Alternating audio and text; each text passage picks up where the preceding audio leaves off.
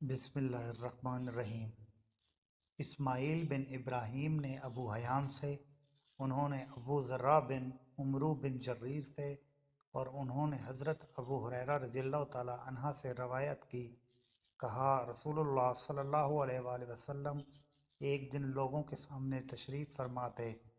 ایک آدمی آپ صلی اللہ علیہ وآلہ وسلم کے پاس آیا اور پوچھا، اے اللہ کے رسول، ایمان کیا ہے؟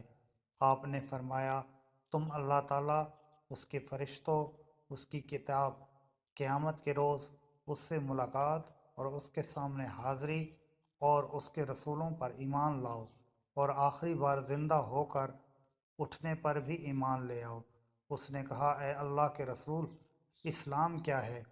آپ صلی اللہ علیہ وآلہ وسلم نے فرمایا، اسلام یہ ہے کہ اللہ تعالیٰ کی عبادت کرو اور اس کے ساتھ کسی کو شریک نہ ٹھہراؤ۔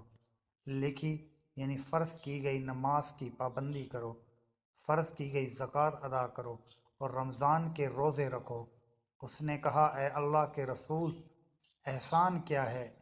آپ صلی اللہ علیہ وآلہ وسلم نے فرمایا، اللہ تعالیٰ کی عبادت اس طرح کرو گویا تم اسے دیکھ رہے ہو، اور اگر تم اسے نہیں دیکھ رہے ہو تو وہ یقیناً تمہیں دیکھ رہا ہے۔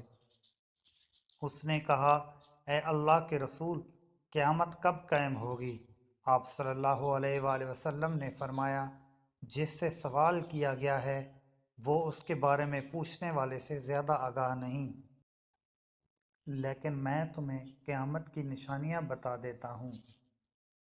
جب لونڈی اپنا مالک جنے گی تو یہ اس کی نشانیوں میں سے ہے، اور جب ننگے بدن اور ننگے پاؤں والے لوگوں کے سردار بن جائیں گے تو یہ اس کی نشانیوں میں سے ہے، اور جب بھیڑ بکریاں چرانے والے اونچی اونچی عمارتیں بنانے میں ایک دوسرے سے مقابلہ کریں تو یہ اس کی علامات میں سے ہے۔ قیامت کے وقت کا علم ان 5 چیزوں میں سے ہے جنہیں اللہ تعالیٰ کے سوا کوئی نہیں جانتا۔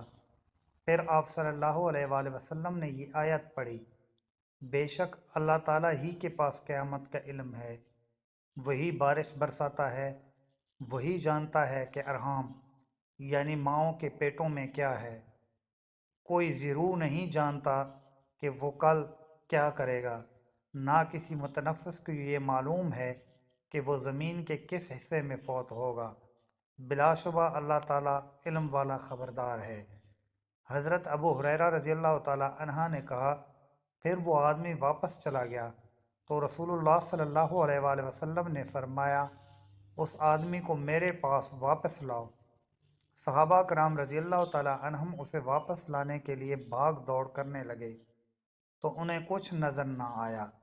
رسول اللہ نے فرمایا، یہ جبرائیل علیہ السلام تھے جو لوگوں کو ان کا دین سکھانے آئے تھے۔